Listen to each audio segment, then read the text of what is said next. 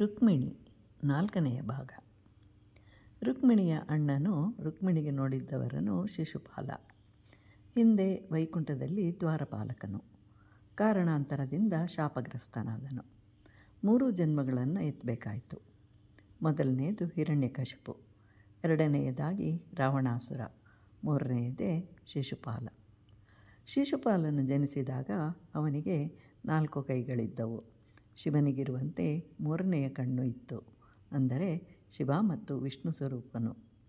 ಸೃಷ್ಟಿಗೆ 3 ಮುಖ್ಯ ಕಾರಣಗಳು: ದೇಶ, ಕಾಲ, ಪರಿಸ್ಥಿತಿ. ಅದನ್ನೇ ಟೈಮ್, ಸ್ಪೇಸ್ ಆ್ಯಂಡ್ ಎನರ್ಜಿ ಅಂತ ಹೇಳಿದ್ದಾರೆ. ಅದೇ ಕಾಲ ಅಂದರೆ ಶಿವನು, ಸ್ಪೇಸ್ ಅಂದರೆ ವಿಷ್ಣು, ಎನರ್ಜಿ ಅಂದರೆ ಪಾರ್ವತಿ. ಆದ್ದರಿಂದಲೇ ಸದಾಶಿವ ಅನ್ನುತ್ತೇವೆ, ಸದಾ ವಿಷ್ಣು ಅಂತ ಹೇಳೋದಿಲ್ಲ. ಹೀಗೆ 4 ಕೈಗಳು 3 ಕಣ್ಣುಗಳಿಂದ ಕೂಡಿದ ಮಗುವನ್ನು ನೋಡಿ ಆಶ್ಚರ್ಯದಿಂದ ಎಲ್ಲರನ್ನೂ ಕೇಳ್ತಾ ಇರ್ತಾಳೆ. ಯಾರೋ ಒಬ್ಬರು ಹೇಳ್ತಾರೆ, ಯಾರು ಎತ್ತಿಕೊಂಡಾಗ 2 ಕೈಗಳು ಮಾಯವಾಗಿ 3ನೆಯ ಕಣ್ಣು ಹೋಗಿ ಸಹಜ ಸ್ಥಿತಿಗೆ ಬರ್ತಾನೋ ಅವನಿಂದಲೇ ಸಾವು ಉಂಟಾಗತ್ತೆ ಅಂತ. ಅದರಂತೆ ಶ್ರೀಕೃಷ್ಣನ ಎತ್ತಿಕೊಂಡಾಗ ಸಹಜ ಸ್ಥಿತಿಗೆ ಬರುತ್ತೆ. ಶಿಶುಪಾಲನೆ 1ನೇ ಜನ್ಮದಲ್ಲಿ ಪ್ರಹ್ಲಾದನ ತಂದೆ ಹಿರಣ್ಯಕಶಿಪು ಮಗನನ್ನೇ ಕೊಲ್ಲಿಸುವ ಪ್ರಯತ್ನವನ್ನು ಮಾಡ್ತಾನೆ.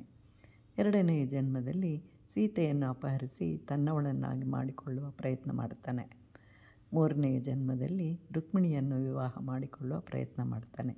ಹೀಗೆ ಹಂತ ಹಂತವಾಗಿ ಹಿಂಸಾ ಪ್ರವೃತ್ತಿ ಕಡಿಮೆಯಾಗಿ ಏನೂ ಮಾಡದಿದ್ದರೆ ಮತ್ತೆ ವೈಕುಂಠವನ್ನು ಸೇರುವುದು ಹೇಗೆ ಅಂತ ಜೀವಾತ್ಮನು ಪರಮಾತ್ಮನನ್ನು ಸೇರಲು ಶ್ರೀಕೃಷ್ಣನನ್ನು ನಿಂದಿಸ್ತಾನೆ ಶಿಶುಪಾಲ.